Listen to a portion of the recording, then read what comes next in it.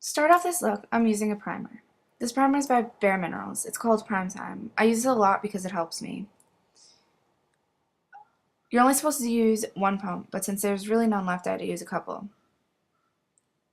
Spread it in areas where you need it most, which is normally your forehead, cheeks, nose, lip, and chin. Don't forget your eyes, because if you don't have an eye primer, it normally helps you keep your eyeshadow on longer too. Now for our foundation.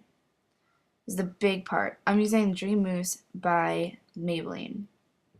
To get that perfect look that doesn't look too sticky and gross, you use one pump and you dot it with a sponge on areas where you need it most.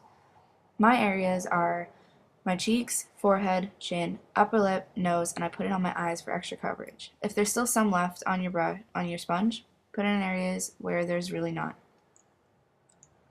Using a brush, spread it from your forehead down in circle motions. Don't use a sponge to spread this because you're going to notice that your coverage isn't really going to come out as good as it would be if you had used a brush. Try to spread out your foundation as much as you possibly can, everywhere you possibly can, without leaving any other spots that show that you don't have foundation there. One pump goes a long way, but if you happen to need more, you can always go back.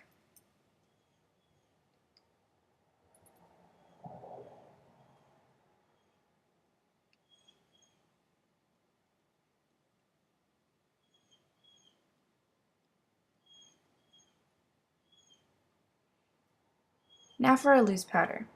I'm using NYC's loose powder. My cover's broke, so I can't really put it in my cover, so I'm using a small little plate. Tap out a couple of things of powder, spread it out, and using a kabuki brush, load up your kabuki brush, and you're gonna just spread it and you're gonna tap it off. So half of what's on that brush comes off, so there's not too much on your face. Spread from the top down. Try not to miss any spots.